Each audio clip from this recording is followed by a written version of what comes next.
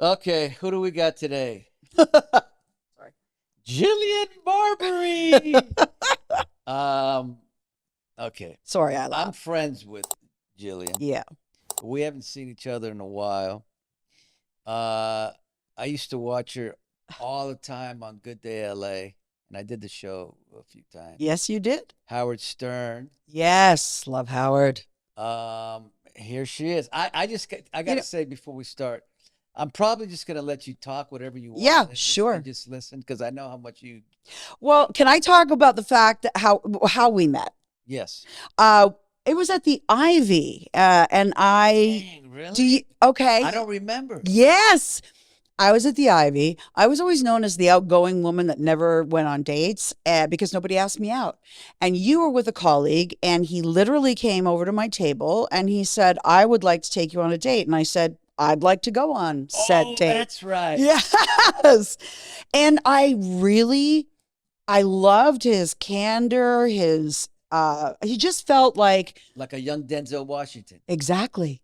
And let me tell you, I didn't know his age. He didn't know mine. So to me, I felt he was maybe 29, 30. He thought I was maybe 31. I was 36 and he was 24, which ended up being hilarious later on. Cause I was like, wait, what? How old are you? Dude, I'm 36. He's like, I don't care.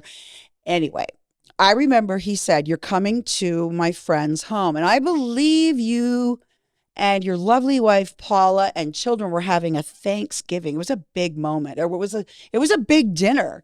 And I came to your Oh, home, that's right. That's right. and I was a little nervous and of to meet you guys. Of course, I knew who you were. I didn't know Paula, and I had so much in common with you two Yeah. in the sense, we were more of the same age and I could just relate, but I really, I still really enjoyed him. But I thought you two were so fantastic. And when he and I broke up, I never, unless you came on Good Day LA, I didn't really have any contact. Yeah. Yeah. But I just thought you guys were a couple that aspired to be. You really reminded me of a Dr. Drew and a Susan, and I've known them for 26 years. And I remember thinking, you guys are such a cool couple. Maybe I'll have that one day. Didn't happen. But here we are today. But you had what, two after that, two marriages? He came, no, he came after my first marriage to the baseball Oh. player. Yeah. And then I married the sniper and had two kids.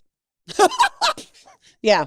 What is it? Okay, first of all, what is it like to be married to a baseball player? Oh, that's such a I know it's a. great question. It's a great Oh, you like question. the question Well, I'll tell you why, because, because I'm curious. okay, no one ever asks that. They'll always say, what team did he play for? What position is, if they're super fans, okay? Being a wife, I was probably the worst baseball wife because I remember going to the first game with his manager who was hilarious. And I sat in the wives section, but I was a girlfriend. And no one talked to me except one. And her husband was a quote relief pitcher. I knew nothing about baseball. Growing up in Canada, it was all hockey. Um, and I was working on television in Miami, and he played for the Florida Marlins, which are Right, now the right. Miami Marlins. But Oh, when it is. I didn't know. they are, it's so bizarre. Yeah. When we got married, well, let me tell you the first. I sat in the wives section and they all had diamond necklaces of their husband's numbers. And I was like, what am I in the Stepford Wives? Like, this is bizarre. And I could hear their conversations talking about being limoed here, going to Beverly Hills, that. And I thought, oh God, that's just not me. I have my own career. Like, that's bizarre to me. And I'll never forget I did end up coming with a necklace and it was with like a wire number 8. We were joking, obviously. Me and his manager had concocted this ugly. And I would finish the news in Miami and I would, first of all, I only had to do the 6 and 10. So we would all go to dinner, Rick Sanchez, myself, Penny Daniels, all the anchors, and we would have shots at Benihana. So our 10 o'clock news was hella fun. And I used to go with Kelly Mitchell and Jessica Aguirre, and I think I was drunk for most of my Miami days, but we got married and I realized he's on the road for 7 months a year. Yeah. So I told him I got a job in LA and he goes, well, I'm actually from LA and I think you're going to really shake the news up there. And I was like, Okay. So I moved to LA, and the off season we got married, and we lived in Huntington Beach because he's a surfer. Um, and that's when I realized, being a wife, he said something to me that made so much sense. He said, these wives don't work because our jobs are so stressful that you understand that's their job. And I'm like, I don't understand. I have a career in television. What do you mean? And he said, their jobs, you will realize if they come on the road with their husbands, which I thought was very strange. Yeah. They bring the babies, they da da da da. And I looked at that. I had so much respect for them after that, because that is the hardest job you'll ever have as a wife, because the husbands, he never liked to bring it home, but they do. There's just no changing that. And also, you don't see them. You don't see them, which I personally thought was great. And I think that I did, because I love my independence. Okay. And I wasn't a good baseball wife. Like, he played for the Cubs, and somebody said to me, oh my God, don't you love Chicago? I said, wouldn't know.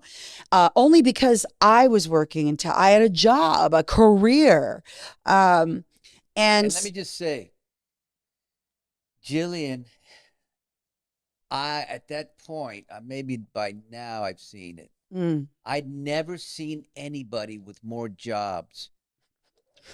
No, I'm like at the same time. I almost did a spit take. Let me tell you, I wish I had all of them now. But I'm saying, I did. It was remarkable. Well, it was a time when people could work all these jobs, but everyone thought, oh, you're under the Fox umbrella. I said, oh, that's hysterical. You have no idea how that works. My morning show, I got a call from Good Day LA. Good Day LA. Steve Edwards and Dorothy Lucy. And we had been, very successful and won some Emmys. And I got a call one day from a man named Dave. Won Emmys? Yeah. Yeah, we did. Well, I know you've got. You've got the real big. We got the It's the same Emmy. No, it's not. Ours is a local one. It's small. It's a rinky dink. But anyway. Okay, go ahead. I use it as a doorstop, and it's so light it doesn't even work. But anyway, so I got offered this job from David Hill from Fox Sports, and it was to do the weather. And they were so. The local, if I was in a magazine, I would get in trouble. I would say, you didn't ask for permission. I say, but I'm giving you, publicity. So David Hill, this is when I learned they don't work together. The general manager at the time was a woman, and she was just not a girl's girl. Mm-hmm. And so she said, oh, absolutely not. And he said, oh, I'm not asking. And he was this big Australian, cigar smoking, red faced. He worked with Rupert, and he goes, oh, you got me wrong, love. I'm not asking, I'm taking. And he took me every Sunday, and he says, do they always? And I said, yeah, that's how it is, And from then on, it was nothing but first class, everything with Howie Long and Terry Bradshaw. How was all that, man? Oh, my God. They loved you, right? I loved them. Yes. Anybody who didn't like you or you didn't like? No. I sensed that. Not one. So how were you able to do 85 jobs at the same time? Well, I was single, didn't have kids, no dependents, didn't have a man. And do Howard Stern all the time. Do Howard Stern. Because I love Howard. Yeah, same here. Howard has gotten me through some pretty hard times. I love Howard. And when I got cancer, Howard and Beth, I came home, and there was a floral arrangement the size of a Volkswagen. It took two people to bring it in. And he and Beth have been, they're just lovely people. But I did a lot of jobs, and people reminded me, they're like, Jillian, you bitched and moaned. I'm like, I did, because I had a dating show, and then I had the local show. Then we did Good Day Live. Yeah, that's right. And then the football show, and I had one other, but you had another one. Yeah, I can't remember. It was like 5. Oh, it was The Test. It was a late night show. It was on FX. That's right. I worked Fox Sports. I was stalking you. I got to be honest. Oh, good, because thank God someone did. Now I'd take one of those jobs for half the price. But I'll tell you, people think, oh, television is so glamorous and you get so rich. I remember becoming very good friends with the makeup artist.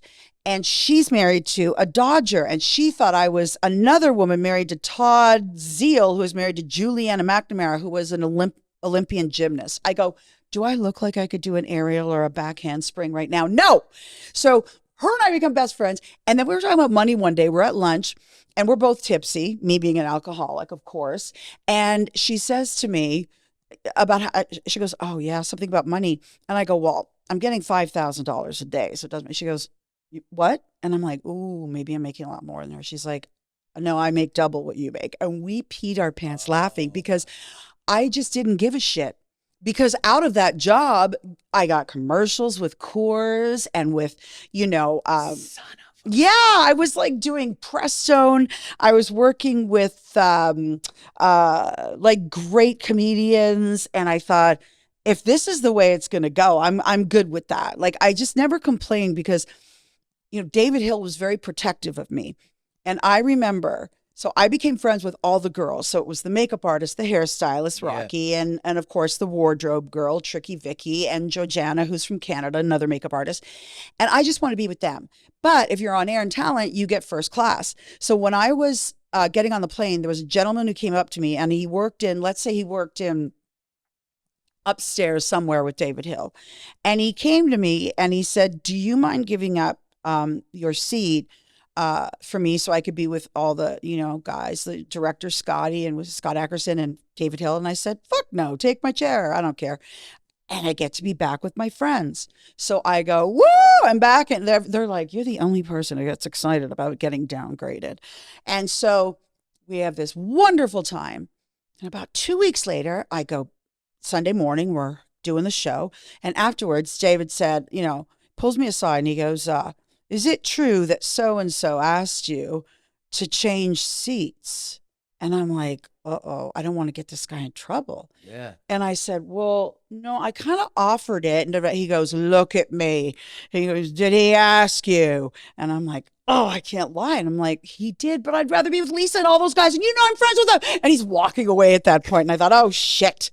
It was the best experience of my life. And I worked with Jimmy Kimmel and Frank Caliendo and Chris Collinsworth and Troy Aikman. And this is the God's honest truth. This happened. So I'm so ignorant. I assume everybody works together and we're all one big cohesive family. So we are at the AFC Championship playoffs where I had a miscarriage. Yeah. I remember saying to the woman, and of course we're staying at something fancy like the Ritz-Carlton. And I remember saying to the women every day that would come in, I'm so sorry. I'm so sorry. I know it looks like a murder scene. And then I called in Lisa, the makeup artist, and she's like, but I was on the sidelines at 9 a.m., all dolled up, ready to go. That's how I operate. It's just like, you do what you got to do.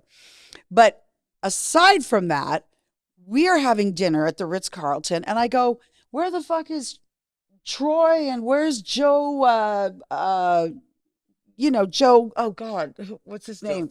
Joe Buck. Joe Buck. Oh, Joe Buck. I'm like, where's Joe Buck? And where's, I'm like here with Howie and Terry and Jimmy Johnson and JB. But she goes, oh no, that's separate. I go, I don't know what you mean. She goes, well, their color. They have dinner. And I go, what? And I go, that's fucked up. So me being drunk, I go, where are they? And she goes, they're down at this restaurant. I go, okay. So me and Lisa go trekking through the snow. I go, you guys are coming to our party. So they all get up and they come to, and it's never been done. And I couldn't believe that they were all separated. It made no sense. So Lisa says, you're the first, you were the reason now we all do it together. And so now it's all together. I'm not there anymore, but I couldn't believe that. I'm not about that. I'm about inclusive. I don't, Now, you were on Good Day LA, right? Obviously. And the Fox. The whole family. And then what happened? So after I got to be honest. Yeah. I couldn't believe when you're there and then you're not there. It's weird, right? Because I thought, first of all, this chick is great. Yeah. Right? At what she does. Yeah. She looks great. I have fun with the boys. It's all working. Yeah. What happened? Okay. So I had my first child, came back a few weeks later, everything's great. Right. I got pregnant. My marriage was dissolving. It was a very. So the thing was dissolving because why? Okay. So, a lot of alcoholics like myself are people pleasers where we just want to, it's like, I put it, it's kind of like a Johnny Depp thing, right? Johnny Depp is an addict. We all know that. That's Yes. great. Okay. He always says he's his own worst enemy. When you're an addict, you're the, you're the entertainment. You'll make the money, but you don't fucking sit there and micromanage. It's like, I'll take care of everybody, whether it's financially, whether it's emotionally. You're that person. And that's why I believe Johnny's entire penthouse was filled up with her people, her family, her friends, because Right. Johnny is an artist. And I equate myself along those lines. I don't, I want to take care of everybody. My marriage was dissolving because of his, for me, narcissism and control. And I took care of him for 7 years. And I was like, you don't have to work. I made the babies. I lost the weight. I got the commercials that helped me lose the weight, that would make her money, that would help pay for our house. And at the end of it, the day, if you know about a narcissist, they're very picky. So you're either Tell too, me a narcissist, because I've had one state of mind about that, and but I need to hear from you. well, What is the definition of the narcissist? It's all God. about them. That's probably one of the.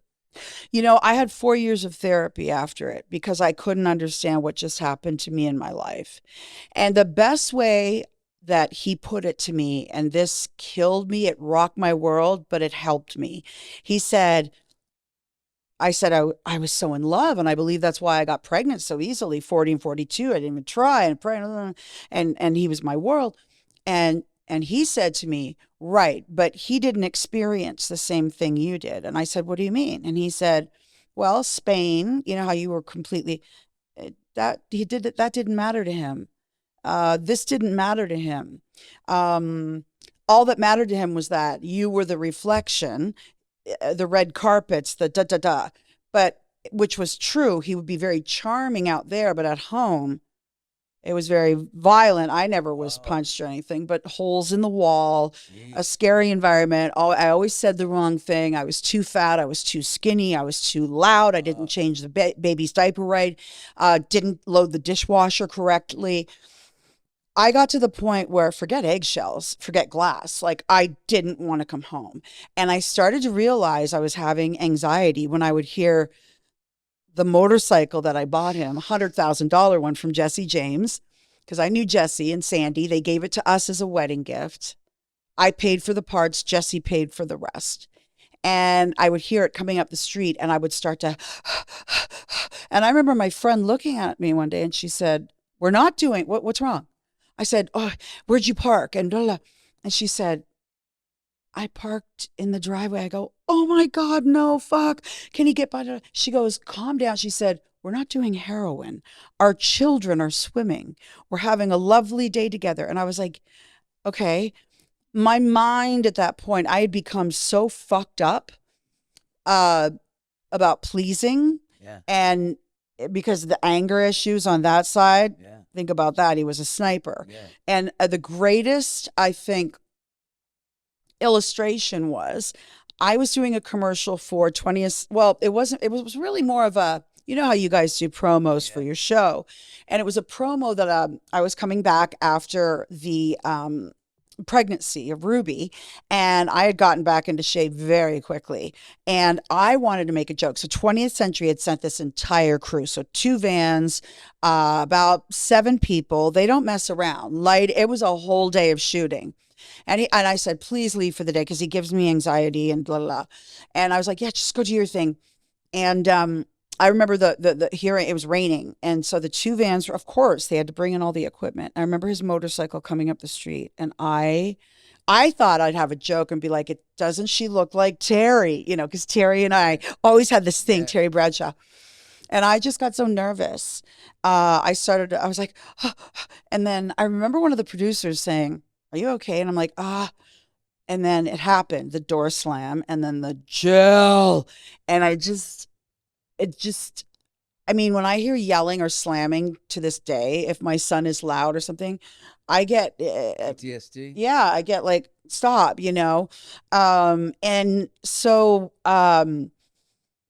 you know, Maurice, the best way to describe it, I had a lot of weirdos and stalkers Well, as Yeah, you yeah. know, Right, how they right, can right. be a little Yeah, over aggressive, yeah, especially with soap. yeah, You yeah, know, it's like their life. And by the way, a lot of NFL players love your soap, yeah. and my dating show used to come on in the Right, day. right. And always fascinated me if I was doing a Super Bowl, either team would come over and be like, yo, extreme dating, man. That's a Yeah, great yeah. show. And it happened all the time. And then it was Rodney Pete. Rodney goes, oh, yeah, we watch soaps and that. He said, because, we have time. And I was like, that's very strange. But anyway, Well, they watch because I've met a lot of football yeah, players. yeah. They watch because they want to check out the chicks. That's what they Is said. that Yeah, right? yeah. They all said that because Mm. you got hot chicks, and they and Well, then they that's then true. they look and they say, "Sonny, oh, he's cool," Well, Sonny's yeah. cool, But why would you? What makes someone stay Yeah, in the marriage yeah. that long? How long are you in? 7, and Okay. I paid for everything. He Is it stayed. because you're afraid to get out, or you just Um, why didn't you get out at 4 years? that's what everyone says, because you're so in love and you don't understand what's happening, But and it is it happens love, slow. Jillian? I don't know, but I'll tell you, the Damn. first there were a lot of red flags, but the first real one when he was moving in, and just like you have these mugs we're drinking Right. out of. I had mugs from my world. So one was from Howard Stern. Uh, one was from working in Miami. It was a dolphin. One was when I was with Regis. And, so I said, okay, let me move some things around. And you put your mugs in. And he had a marine. I remember, certain things.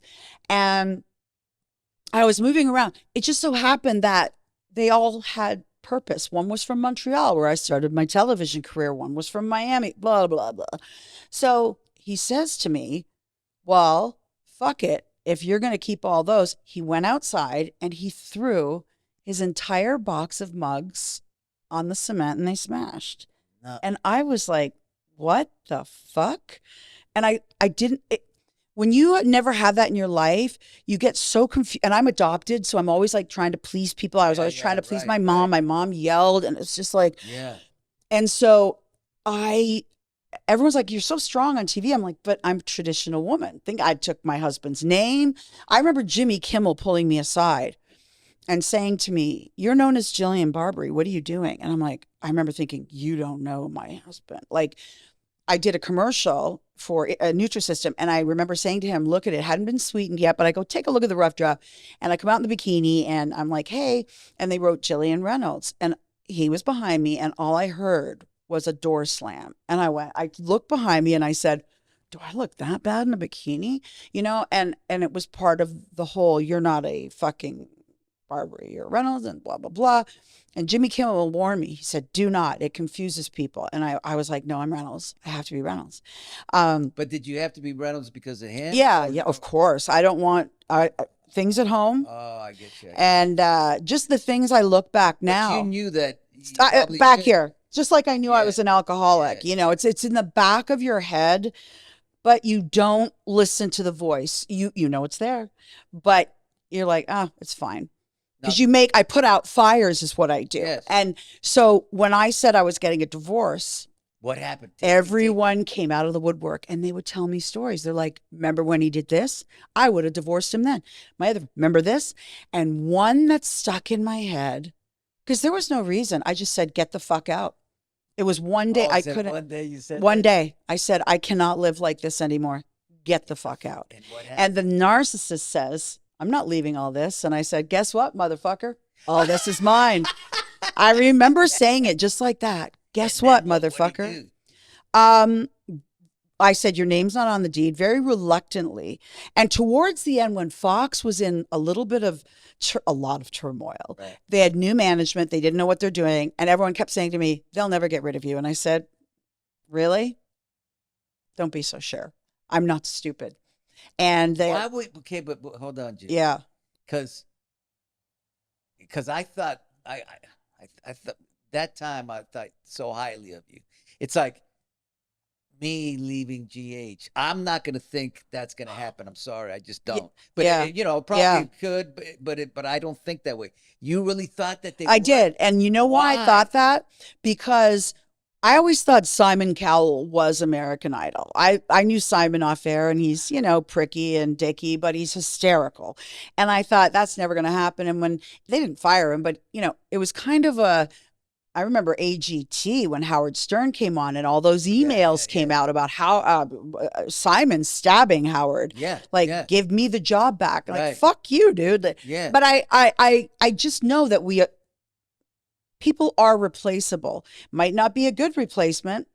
I don't think they could yeah. replace you. I get No, you. I wasn't replaced with my personality. I didn't watch the show for a year. And when I turned it on, I was with my sister and I was like, okay, good. It's not the show that I helped make. I got kicked out of my own party. But they did offer me 3 days a week. So I wasn't technically fired. And, if my ego allowed it, I would have taken that job. But I was like, I remember saying to them, I'm not stupid. I didn't say who's going to sit in my seat. I said, who's going to occupy the seat that I did for 2 decades? I remember saying it Two just like, decades? yeah, 20 years. I was there 20 years. And they said, well, we're not at liberty to tell you. And I said, well, okay, cool. And I hung up the phone and I announced it on my Twitter. I said, that was Wow. it. But I wanted to tell you one more thing about the narcissist. And you Yeah, asked let me me hear. why. Yeah. You know, how they can fuck with your brain so severely and you end up apologizing for something they did. That's the best way to describe that. Okay. And Okay, they get okay. in your headspace and they'll turn things towards you. And then you're like, oh God, you're right. And here's an example. So I get called off the air. Out after we get off Good Day LA, one of the producers calls me in and there's LAPD there. And I'm like, oh, fuck, what did I do? Because I was always getting called into the office, but never with a cop. And he said, we've had some, risk assessment. There's been a man who's been writing you letters. And I'm like, well, I haven't seen them. They've been intercepted. And he showed up at Good Day LA one day, that day. And I said, and they said he was your brother. And I said, I can assure you it wasn't. And they said, have you seen this man? I said, no. And they said, well, the, LA threat assessment said, we understand you're married to a former Marine sniper. And I was like, well, yeah, but he's going on a motorcycle trip this weekend with his friends. Like, I can't. And they're like, okay, this man we arrested, you understand this? He had a gun in his pack and whatever, duffel bag. We arrested him and he's from Michigan. We can hold him tonight, but they said, you have 2 children. I said, yeah, I have a girl, daughter who's 2.5 and a baby. And I remember them saying, well, I think you'll be safe with your husband. And I remember going, oh, I'm not going to ask him to leave his trip. No fucking way. I will deal with this. So I got home late because I was talking and he was impatient. He was packing all his stuff and Yeah, his yeah, gear and the yeah. guys are waiting. And I was like, yeah, you won't believe it. I was called in afterwards. And I kind of I played it off because I didn't, and they gave me a picture of the man and they're all headshot. And so he walks over to the cupboard and he opens it up and we had pictures of men to show our housekeeper, please don't ever let these men in. And Yeah. there were 5 of them. And he put it up and he goes, look, and he puts it up, number 6, and he goes, have any of these guys ever showed up to our house? And I go, no, you're right. I was like, have fun on your trip. Everything's cool. 7 o'clock comes and it's nighttime. I'm by myself with the kids. And then suddenly I'm like, I couldn't voice to him that I was scared because I didn't want to change his day Right. or ruin his plans or, yeah, he was not good with that. I remember one time he said, you've got to get out, get your nails done, do something. So about 4 days later, I said, oh, I got a nail appointment. He goes, for when? I go, today at 2. He goes, I'm on a ride at 2. So it was always like eggshells. So I'm a productive woman and I'm, resourceful. So I called my producer whose husband worked for Homeland Security. And I talked to him and he said, oh, I know many cops that work off duty. And I said, I need one for 4 nights from 7 p.m. to 7 a.m. And the rest of the day, I think I'm okay.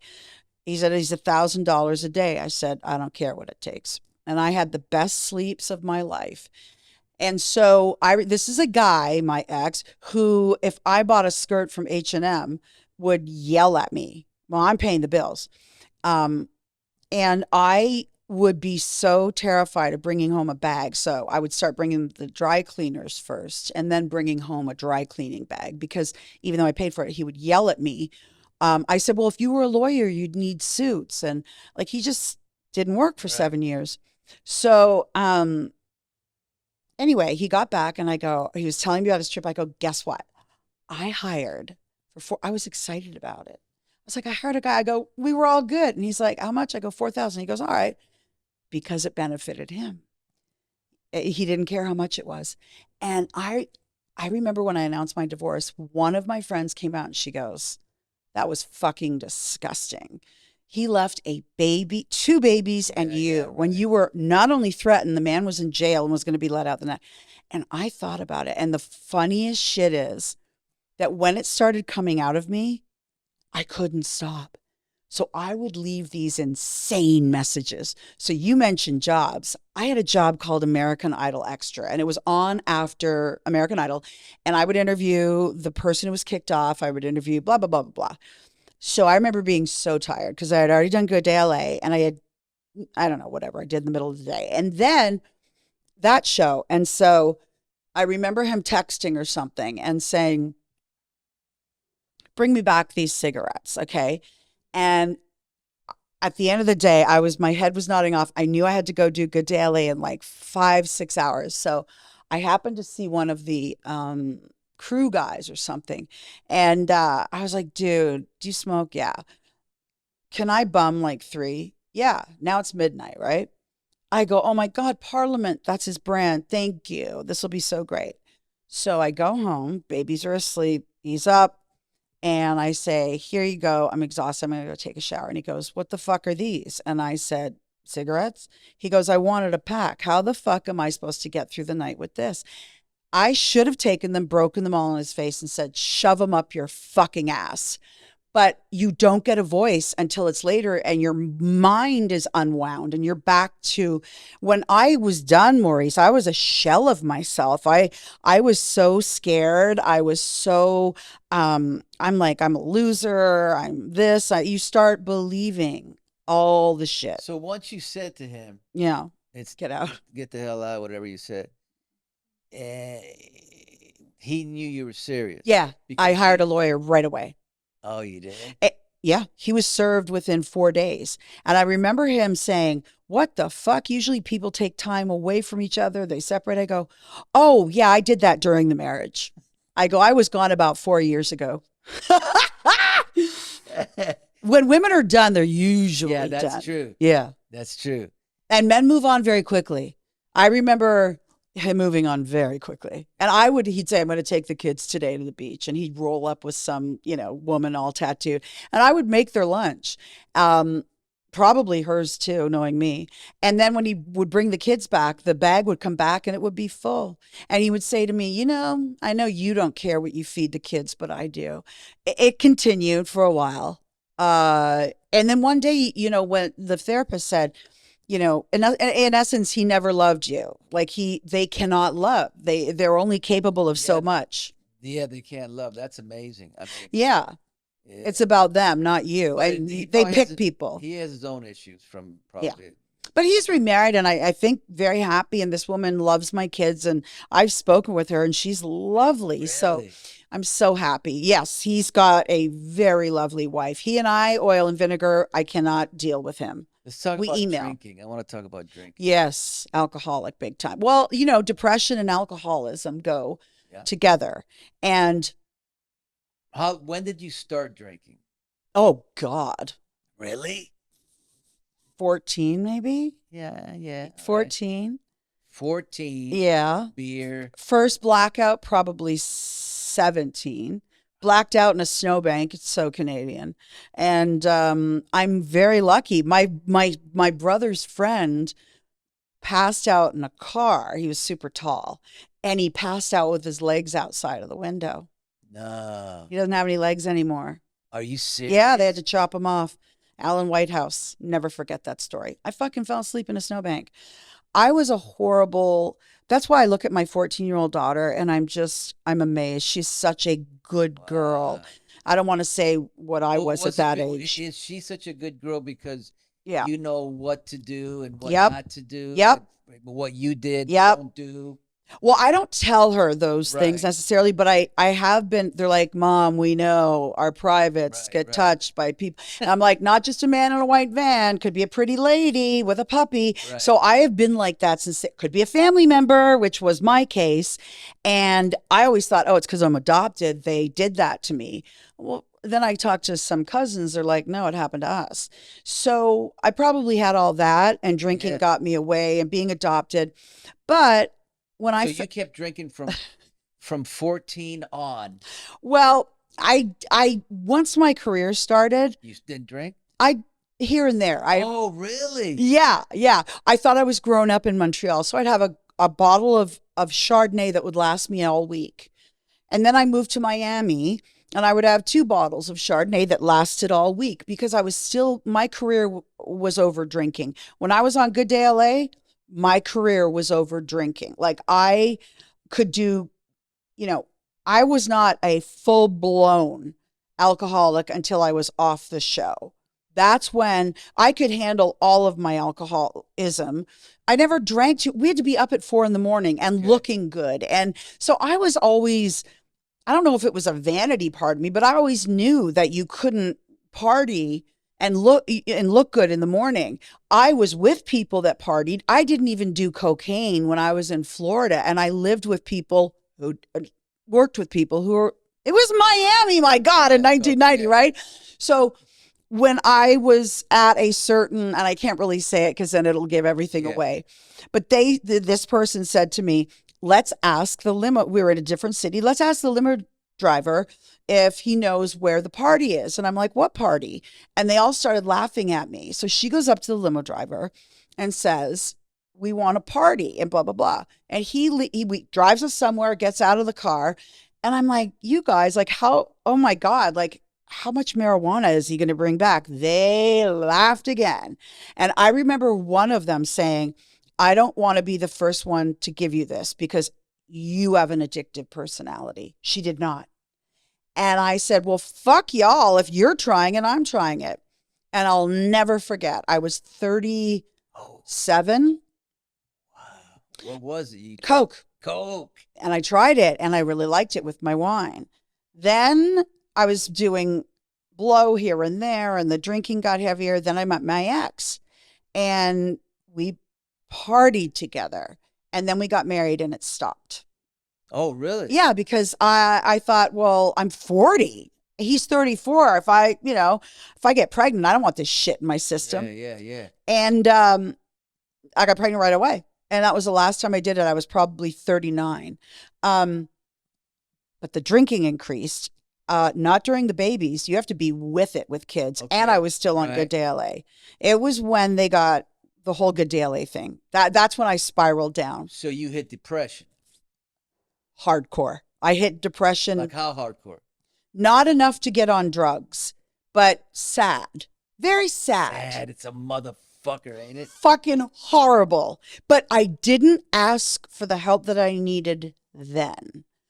So you're feeling this heaviness. Heavy. Yes. Yeah, right? And Yes. like I said, the bed is your quicksand. Oh, Right? oh, Okay.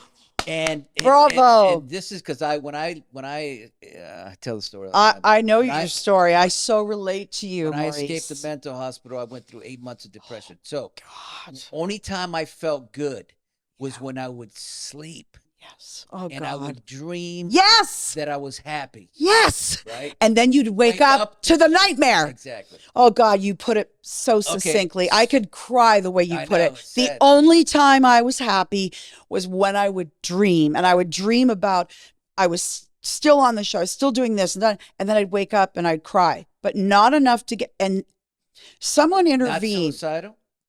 What's that? Thoughts of suicide? No. No. Oh God, no. Wait till you hear this story. Really? Not until later. Okay. Oh, later. Okay. So a guy that I did a story on, I kept in contact with, He was working behind the counter as a makeup artist. Now he just sold his company to Estee Lauder for $1.5 billion. He always, I helped start his career because I remember meeting him and he was so extra. And he said, I'm going to have a makeup line. And I said, well, when you do, call me at Fox. And so I brought him to Fred Siegel and he did his thing and he became Too Faced Cosmetics, which is now fucking not even global, but he's a billionaire. So he said to me one day, not long after I left Fox, he said, I said, I value your opinion. Should I take the 3 days a week? And should I have taken it? And he said, no, because he's an entrepreneur and he makes his own rules. He said, you're a rule breaker. You're an outlier. You can't go back and put the genie in the bottle. He said, I want to offer you something. It's called Home Shopping Network and you sell Too Faced. He said, you're on TV. You do your own makeup. Let's do it.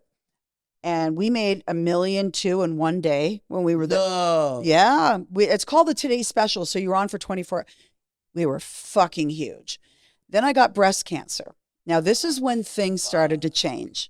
I was already drinking a little bit. Let's say the Today Special. So let's say I'm in Florida for 3 days. Yeah. Nothing to do in between shows. You'd watch a movie and have some. Yeah. Okay. But I could control it. I never went on air like that. I can say in my lifetime, except for one big fucking show, it was the Skating with Celebrities. I lost to Christy Swanson because I was coked up. And I admit it. I was coked up and I fucked up the performance and that was that. Okay. But outside of that, no, not on Good Day LA, not on any other show, but that fucking show. So anyway, fast forward, I don't do coke anymore, blah, blah, blah. That was way before kids. And then I'm by myself in Florida and I'm doing HSN and I noticed that my drinking had increased a little bit, but it was still manageable. Because I would only do it away from the kids, right? So now I have these kids. I come home and it was still pretty normal. Fast forward, the divorce, I'm spiraling, but I've got a therapist. I'm depressed, but I'm not on meds. But you got a therapist. But I got a therapist. Good. Not a psychiatrist, a therapist. Yeah. Ah. Yes. All right. So she couldn't prescribe. Yep. And they don't fucking tell you that they can't fucking get you to another level. Jillian, I'm not going to name any names here because fuck. Mm-hmm. Okay. The problem is we're both going to agree with this. Yep. Because I know is that you can't fucking tell me that I need more than that. And because you can't tell me, I'm having suicidal thoughts. So you're going to fucking tell you can't say to me, look, I can only take you this far. You need medication. Oh, what is that about? I could cry that you say that. What is that about? And you stay spinning in circles and they get paid. Okay. So now I'm at a point where, I'm so busy with children and going and taking care of it. But my marriage is over and he's gone. So I can breathe. In a certain way, but I still have the effects of the tornado that is a narcissist that fucks up your life and your head now. But okay. So I find out I have breast cancer. And I'm like, okay, well, I got 2 kids. So I told the lady, I said, we used to host when I was on the NFL. I was 40 when I ended up, but I was 34 or 32 when I started. I was 42 when I left. So it was I was there a decade. But at 40, we started we'd call it mammograms and mimosas at the Four Seasons, and we made a party out of it. Well, by the 10th year, we were sponsored by like Skechers and we had makeup. We would have gift bags and we had like 40 people, a lot of them celebrities, and we had massages that day and we'd drink and have it catered. And it's the Four fucking Seasons because they had an imaging center attached. So I was always being an alcoholic, I was always the girl who made the cocktails. I made French 75s with all the Veuve Clicquot you can imagine. And she said to me, I've got you the number 1 spot, 8 a.m., so that you can be the mixologist all day. I go, perfect. So I get my mammogram, as I have for 10 years before, and they say, they called me back, and I go, the fuck? And I go, hey, ladies, I got a call back. Like, it was funny. And we go down. I go down again. And I get a third call. And then I'm like, what the fuck? And they said, well, we want to do, we're going to do a sonogram. I go, I'm not pregnant. And they said, okay. So then I'm in a room with them and they're very quiet for like 45 minutes. I'm like, okay, I got it. I got it. All right, okay. And I'm already thinking, fuck this. I'm going to get a double mastectomy because I'm friends with Deborah Tate, Sharon Tate's sister. And she had breast cancer and we went to Beverly Hills. I go, I'm going to get you the best care. She's like a sister to me. I said, we're going here. We're doing this, blah, blah, blah. And I was there for her. But she had a lumpectomy, no chemo, and radiation. Mine was a little different. But I was at least, my thing was, fuck, how do I tell the kids, right? Because it's them and me. It's always been them and me. He never took the kids. They were always mine. He never paid child support for 9 years. I just got it last year because my girlfriend said to me, how much do you get for child support? And I said, nothing. Why? She's like, what? He has a new family. Like, what the fuck, Jillian? You haven't worked in 3 years. I'm like, oh yeah. Okay. I'm not very bright when it comes to stuff like that. So I'm driving home. Well, actually, my doctor called me and he said, I'm like, Dr. Roy Thaler, why is he calling me general practitioner? And he calls me and he goes, how are you? I go, fine. And he goes, wow, you sound really good. I go, for what? He goes, well, you have cancer. I go, oh, so it's a for sure. And he goes, yeah. So I go, okay. So I call the people that I brought Deb to. They're an incredible Bedford breast clinic. And they said, they thought I was calling for Deb. I go, no, it's my turn. I go in. Dr. Leslie Memzik shows me my left breast. And I always had real boobs, contrary to what people thought. She said, look at this, blah, blah, blah. Okay, look at this. And I said, ew, it looked like a bunch of crabs. And she said, that's cancer. I go, are you fucking kidding me? And it spread to my lymph nodes because I had to have a biopsy. And by that point, I was like, ugh. But I did tell the kids, remember what we call her Auntie Deb. Remember when Auntie Deb had cancer? Yeah. I go, I got it too. And they're like, no way. Because she never lost her head. So I had prepared them because they saw Auntie Deb, a lot. She spent Christmases with us. She has no family, all of them are dead. Right. And she's a big, I go with her at all the hearings, the Manson family hearings. So, long story short, yeah, it was aggressive. So I chopped both off. Let me give you 1 second. How was it the second you heard you had cancer? What went through your head? Did you try to act like, it's gonna... Yeah. I went back and tried to make drinks. And I remember I was supposed to, here's how my alcoholism, isn't that funny? I was on the radio at noon, but I had already had a couple of French 75s. By the way. Oh, when you heard? Yeah. Oh, you were, oh. Yeah. But I knew it was serious. And I turned to the other host and I said to her, Lisa, I think I have to leave. I was just told I had cancer. And she said, what? And I go, yeah, it's my turn, I guess.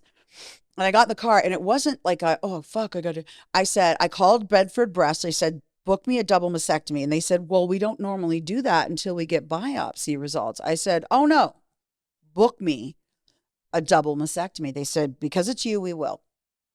That was October 25th, which was ironically Breast Cancer Awareness Month. And then my double mastectomy was 2 weeks later. And they found cancer in my lymph nodes. Thank God she took them all out. But my main thing was, how do I tell the kids? And then I remembered Deb. And they were there for the whole Deb thing. So they were like, okay.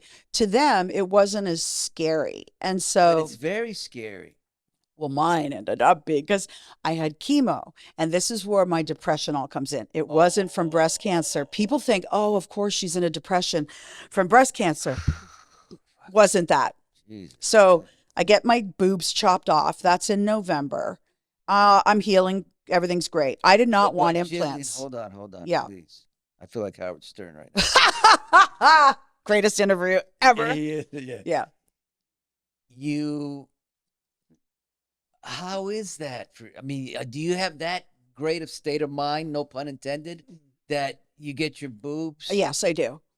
Damn. I have no vanity. And people think... Good for you. Yeah. People think, oh, you're on TV. And to tell you how much vanity at that point I had, I was getting wheeled in to get my cancer scooped out and my tits taken off, essentially.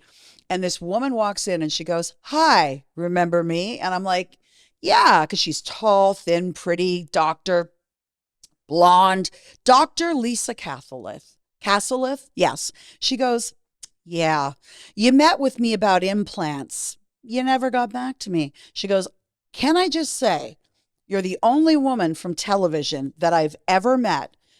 I have had consultations ready to fucking kick the person out of my. Usually they come and they're like, I want them like this. No, that's too big. No, that's too small." I go, "Oh, yeah." I go, "I don't want any," as they're wheeling me in.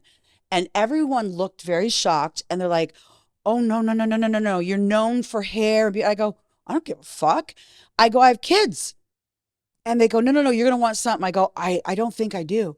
And as they're wheeling me, she goes, and my really good friend was with me and she's like, "Jillian, just do small," because I've never had fake boobs in my life and I didn't want foreign properties in my body because I was friends with Pamela Anderson and hers I had can tell leaked. you didn't have fake boobs because my wife has the best boobs Yeah, in the world. right? Exactly. And I And knew people always think they're no, with no. they don't. But I Okay. knew you didn't just because I know Yeah. hers, right? So yeah, and so I didn't want that in my body. And I remember my friend saying to me, "No, Jillian, you have to just do, even if they're the small." And she goes, "Well, I have many sizes and thanks a lot for getting back to me." She was actually really funny, the doctor. And she said, "I'm going to do my best with what I've got." And as they're wheeling me in, my friend gives me my phone and I punch in Jillian Barberie bikini. And it was all these pictures. I go, "Make me look like that." And I gave her the phone and she's like, "Okay." And that was literally when they were taking me in to get my boob because I wanted nothing. To tell you the truth, I can't believe I had radiation on this one. I got to tell you the bald and the depression. So I have radiation on this one and it went real hard as a rock. So I'm having them taken out and I don't want anything put in. So I had my first round of chemo and I'll never forget the best words that ever, and this is what I tell people that have cancer now that I work with women, whether it's breast or brain. 1 in 8 women get breast cancer. It comes back to 1 in 4. And when it comes back, it's usually your brain, your bones, or your liver. So, and it's inoperable and you're done. Now you could live for 8 years with it, but once it comes back only stage 4. So that's why I wanted nothing in my body that was foreign. But a girl that survived it, our kids go to school together, and I didn't know her. And she came up to me one day at the school and she said to me, "I don't want you to tell anyone, but I have breast cancer." Now I knew nothing. I didn't have breast cancer. I was like fucking 42, whatever, still on Good Day LA. She said, "And I know you have the best connections for beauty and things. And I was wondering if you knew a great place to get away." So I helped her out. And boy, did she return the favor. She came to my home with a basket of turmeric pills, this and that. And she said, "I want you to remember one thing, if anything. Chemo is your friend. It is your cancer killer. It is going to make you whole again." And I went in there like, okay. And I'm like, I got my port. I remember when they put my port in, they put it on the inside of your arm. And I was like, oh, this just got real. I was at Cedars. I'm like, okay. I drove home. I would do the morning radio show for 4 hours. Then I would go to Cedars and get 4 hours of chemo and then go look after the kids. But to tell you how vain I am, and I'm not bragging about this, but they'd say to me, "Look, you can put a cold cap on and you won't lose your hair." I go, "No shit." I go, "What's that?" I go, "I'll do that." And they go, "Okay." Well, we put a cold cap on and it takes 4 hours. And I go, whoa, whoa, whoa. So wait, I got to do 4 hours of this and then 4 hours of chemo. They said, yeah. I said, I'm fucking out. And what it does is it's a cold cap that sits on your head and it makes the cancer when the chemo, whatever drug, I had 8 months of it, go up into that area. The follicles are so frozen that the chemo drug thinks that it's dead. So it goes back down. Mm-hmm. But a lot of women still lose like 40% of their hair. So anyway, I lose my hair after my first chemo. My daughter shaves it off. I saw the picture, man. My daughter is I was brilliant. moved by that picture. Thank you.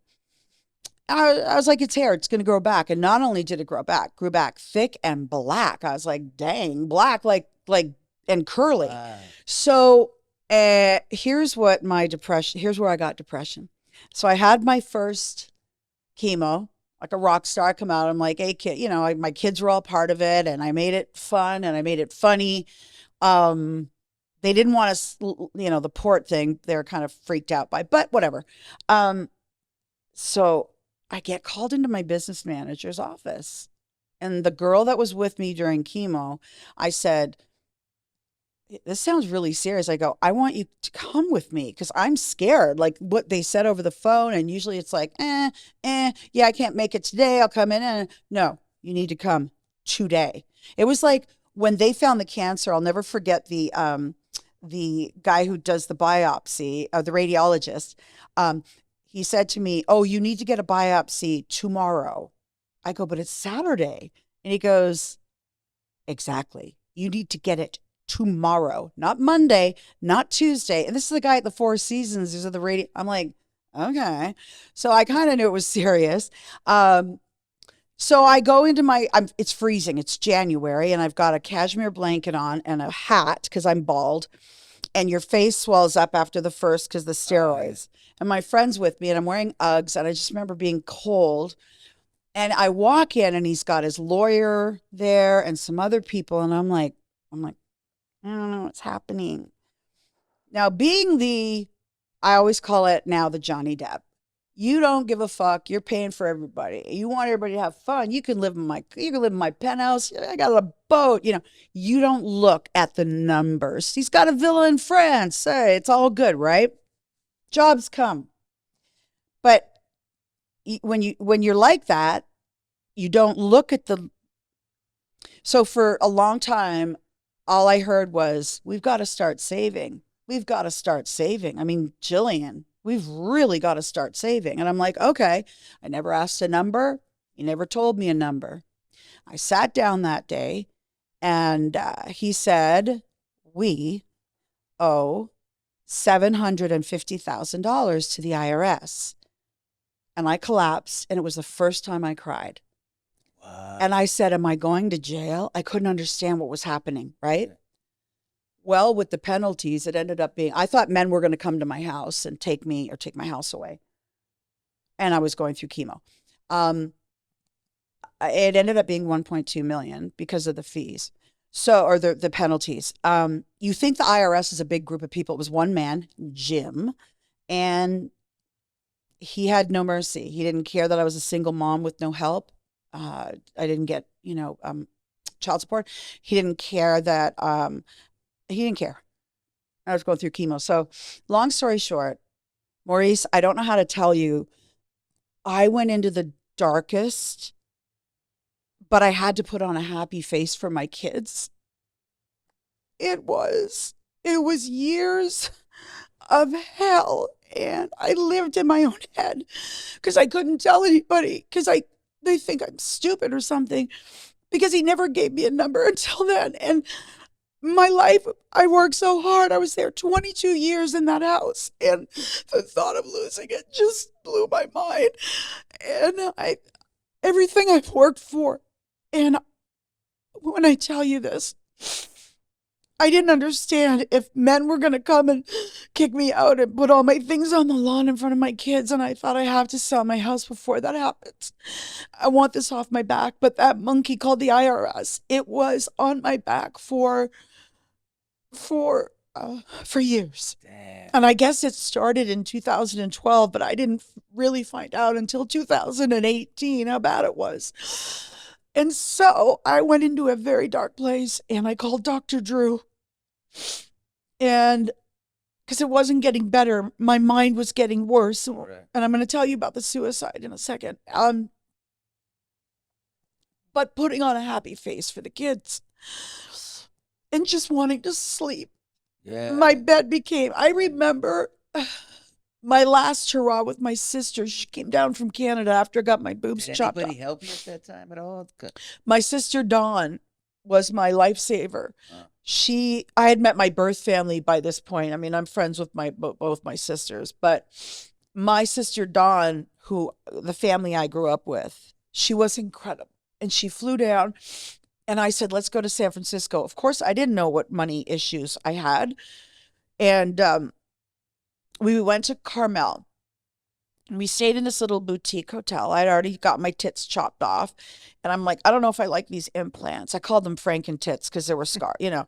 Anyway, so we were lying in this bed watching movies. And I go, because I'm a homebody, I don't care about. And I go to Dawn, is this the most comfortable bed you've ever been in? She goes, this is the most comfortable. I go, you know what? I want this bed because when I go through chemo, I want to come home to this. So we take all the covers off. We fucking lift it. I find out what kind it is. I call down. I said, what kind of sheets are they? Frette? This mattress cost me $6,000, but I didn't care because I lived on that mattress for 2 years. So I had my first chemo. I'm bald. I'm fat. I find out I owe the IRS $750. That was the beginning. I started not to be able to function. I remember my friend driving me to, again, a therapist before Drew. And I was in her car and I was like, look at those people walking their dog. Like, they're normal. Like, everything, like, and she was like, what the fuck are you talking about? I was like, look at everybody's like going on. He's mowing his lawn. And she was very afraid for me. Therapist, it was way beyond her scope. I was Right. the same for so long. Right. And I remember my friend saying, no, this has got to stop, because I drank to the point where only when the kids were with their father, I took, I remember thinking, I don't care if the cancer comes back because that'll take me out and the kids won't hate me. Right. So that's a suicidal thought. So I started going to a psychiatrist, and this woman, she saved my life. When I got in there, I collapsed. I just, everything came out. I just said, I take whatever drug there is around me. I drink to excess. I have 2 kids that I'm responsible for. I have cancer. I owe the IRS. And she's like, she let me just get it all out. And she said, okay. And she said, I'm going to give you a prescription for something. It's going to get you out of bed. And I said, no, nothing's going to get me out of bed. The only thing that gets me out of bed is called Rombauer Chardonnay. It gets me to my kitchen. And I ask every friend for painkillers. And that's all I want in my life. So, it got really bad. I had taken from a friend, she had Valium. I'd never taken Valium in my life. And she goes, these will calm your nerves down. This was when I was sick. So I got on, and it did get me out of bed. I got on Wellbutrin and Effexor right away. She gave me Xanax for the, I'm going to lose everything. Right. And what else was I taking? I think that was it at the time. No, I had cancer. What am I saying? I had my cancer pills. Jeez. And vitamin D, because if cancer comes back, it goes to your bones, to your liver. So I didn't care. My liver, think about that. So I took all 6 Valium, and I drank and I drank. And I don't drink hard liquor, but I had a podcast, and I thought, if anyone does drink, I had a little bar cart. And on it was like Macallan, whiskey, all the shit that I never would, Canada, whatever that is, whiskey, whatever. And I was out of wine. And I had taken the Valium, and I was like, You're not oh, supposed to drink shit. with that stuff, with the pills. That's the worst. So I go into the bar cart. I'm on 6 Valiums. I don't know what the fuck I drink, but I end up on my floor. And I had a very, it was all glass. And my friend happens to be my neighbor. And we have stairs going up. And everyone was like, I haven't heard from her. She comes down and she sees me. She has a key to my house. They call an ambulance. Paramedics come, and I was bald, and they said, you know, what happened? What happened to you? And I said, or they have to ask you, why did you do this? You know, I said, well, I just want to sleep. And they said, for how long? I said, well, forever. And I said it so casually. So they bring me to the hospital. I'm lying on a gurney, and I said, I'm sobering up now. And I'm like, what the fuck? Why am I here? Well, they're holding me, right? So they said, you have to wait for this psychiatrist. And I'm like, oh my God, how long is this going to, and I'm still not. Right. And so he comes about 5 hours later, and we talk, and I told him, he says, you told the paramedics you wanted to sleep forever. I said, well, not a dirt nap. I'm like, I need to get out. Look, I owe the IRS fuckload of money. I'm so stressed out, blah, blah, blah. And he's like, I know your voice. So he's like, okay, I know exactly who you are. He said, are you? And I said, I'm not there yet, but I will get there if things do not get better. And I have to stay ahead of the bank taking my house. I have to stay one step ahead of these people. If I don't, I'm really fucked. The only thing that took me away was alcohol and pills. Well, it's like counterproductive because I will say my effects got me out of bed. And I have to tell you, that night, no one thought I was coming home. So when I got released, starting to get light out, and I went to the front and I said, I need my phone, I need my shoes, I want my purse. And she goes, we don't have anything. And I said, what? And she goes, well, your friends didn't leave anything.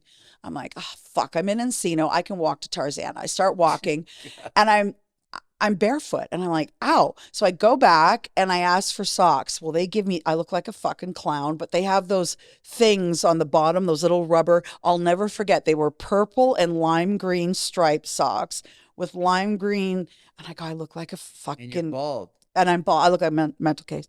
So I am. So it wasn't until I stopped drinking 9 months ago. 9 months ago? Yeah. Yeah. Yeah. Only 9 months ago, but I'm proud, and wow. It was only then that the effects and everything really started to kick in. And she got me. If it weren't for her, I would not be here. She said, we're going to do this in steps. And what she said to me, what's your biggest fear? I said that this is gone, and it was COVID. So we'd have to do it over yeah. And I was just coming on. Everything was fine. My hair's starting to grow. And she says, and I'd been seeing her for a while. She said, what's your biggest? And I would lie to her about my drinking. She said, how much have you had? And I said, oh, like a bottle a night. Not true. I would get up in the morning. My kids, again, were with their dad. And I would say, didn't I buy 2 Rombauers? And then I would look in the blue bin, and there would be 2 empty bottles. I didn't know.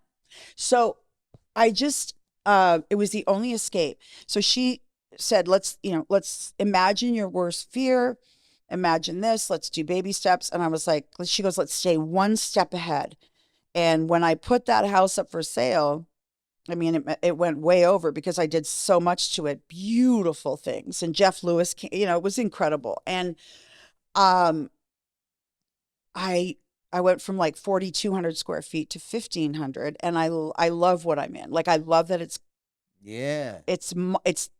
it's a new construction, so it's all modern and tiny, and my kids love it. But it took me a while to get to that spot. And that darkness, my bed was my hero, my savior. And it also became, I don't want to say a dark place, but people would come visit and say, you've got to get out of bed. Yeah, you got to get out, man. Right? You could, because with depression or any of the stuff, because even with anxiety, my dad used to say to me, Mauricio, what's the difference between anxiety and depression? It's a great question. And I'd be like, Dad, you asked me this like 1,000 times. And you know something? It's a great question. I couldn't answer him. I'd say, they're both bad. Okay, yeah. Dad. Oh, okay. But you know what? You made a distinction? Now I have. Okay. What is, I'll tell you why. Yeah. Because a couple of weeks ago, I had depression. I hadn't had depression since about 7 years. I haven't felt that feeling. It's like oh, that's heavy. Manic episode. I've had 3, but I haven't had a manic episode in 30 years. So I don't really know. Wow. I mean, I know what manic is, but I don't. Whoa. Now, anxiety's a son of a bitch, okay? Still, anxiety's worse, man. I agree with you. You do? I do. Because, and I equate it to weather. Because one's in the mind and one's in the body. 100. And The anxiety, it buzzes, my body buzzes. Depression is like low and slow. You can, but it's still bad. I mean, horrible. But so here, this thing is fuck. I get it. Have you ever shaked? Oh yeah. Oh but fuck was yeah. Yours alcohol? Mine was just anxiety. Mine was only anxiety. Somebody said to me, when you stop alcohol, and Dr. Drew was like, how did you stop? I said, I fucking stopped. And the next day I felt good. And he goes, wait a second. And he really wanted to figure it out and blah, blah, blah.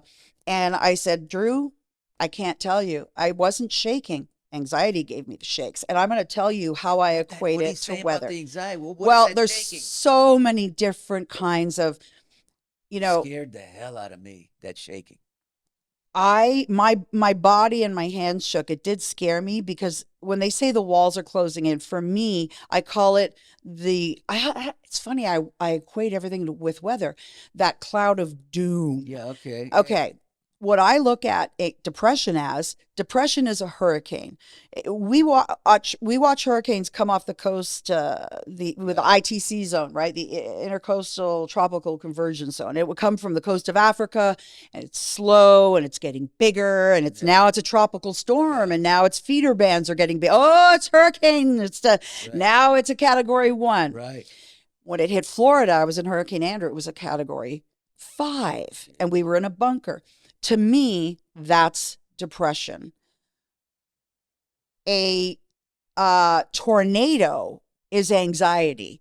So when they give you that whoop, whoop, you've got like 10 minutes and that fucker comes ripping through. And it goes, and you're like, where the fuck is it going? Is it going to hit my house? Yeah, and I saw, doing weather, homes that went through tornadoes in the Midwest where the roof popped off. And then the neighbor's flat, like, where the fuck did the neighbor's house? Yeah. Stream of destruction. Same with the hurricane. One lady I'll never forget. She wasn't in Kendall, but I was living in Miami doing weather, and I was interviewing her, and she had all these tchotchkes in her house. And I'm going through her living room, and her neighbors are completely flat for some reason, and her fucking brass tchotchkes were. I just remember seeing eggs and puppies, like different shit in there. I go, did you put that back? And she goes, no, it stayed like that. Wow. And I'm thinking, okay, that's depression for me. A hurricane is depression. Anxiety is a tornado. For me, I never know when it's going to hit, but now I'm getting better. When it comes to money. You gotta look, the way to, here's what I say, Jillian, the way to work with anxiety is to prevent it from happening. So you have to know your triggers so it doesn't come. Now, if it comes, you'll do what needs to be done to fix it, right? But you got to know your triggers if you're too much stress. It's always stress for me. Money for me. Well, money is stress, right? Yeah. And so that's when my anxiety came, during the pandemic, and no work. 100%. Stress. Yeah. So. Well, I want to ask you this, and you're the best person to ask. I feel like, and I heard this on one of I'm on sober everything. And Heather Locklear has been I call her my angel on earth, because she's had 3 years and she, oh my God, she gets it. And she has the best sense of humor I've ever in my life. How she equates things, and the shit she says makes me laugh. It's so inappropriate and wrong and so great. So anyway, we were talking, for me, anxiety is fear of the unknown. Like, are they going to take my house? Are they going to, what's next? Where am I going to get money for that? My card was declined, which has never happened. Anxiety attack, trigger. Yeah. Depression is living in the past. Remember when you had that life and you didn't know, and you just got money for all those jobs, and now you have nothing, and depression, right? And just like thinking, where are you going? And when I stay in the now, it's like, yes, present. That's the key. It's the key. That's it. Like, what? Are you okay? I don't have fucking cancer right now. That's it. And guess what? Right. I went to Cedars 4 days ago. And my oncologist, because you have many, you have your cancer oncologist, your chemo oncologist, blah, blah, blah. And she looks at your blood and your insides. And she said to me, oh my God, I want you to come see this. I go, oh my God, good or oh my God, bad? And she said, good. I walked over and she said, look at where your liver was last year at this time. And it was like 134. Yeah. I don't even know what the fuck that means. And now it's 12.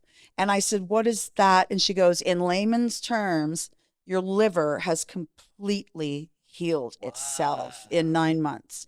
And when cancer does come back, it comes back as stage 4. And for women, unfortunately, it goes, so she has to give me another pill for my bones, which is fine. But I stay in the present and I say, oh my God, like your body has been through 2 babies, cancer, like you're a strong bitch. And you have to remind yourself in the moment, what is wrong? I have 2 healthy children. Okay. Like, That's right. okay, I do have a pension. Did I have to give the IRS my savings? I did. I don't have anything. Yeah. So when people say you have nothing, but I have my health. If you don't have health over wealth. Look what wealth did to Steve Jobs. He had cancer and he did alternative things. Right. It didn't matter. He passed. And, again, if you don't have your health, you have nothing. And I learned that. And so that has helped me with my anxiety. So I just want to say this interview Wow. to me was like, I don't know what it was like. It was like watching a movie star that has been through so much. I couldn't take my eyes off Jillian, first of all. I'm so proud Thank you. that she has gone through, we both have gone through so much, but I'm so proud that she has gone through so much. And she's here and she's got humor. And I love Thank you. the thing that really I loved the most was how she dealt with her cancer. Because Very aggressively. yes, and with just like My kids. it is what it is. Yeah. Now you go through stuff after, Yeah. but in the moment you Do it. deal with in the moment. Yeah. Anyway, I adore you guys. Thank you so much, Maurice. I love you guys so much. Fantastic. This was actually cathartic.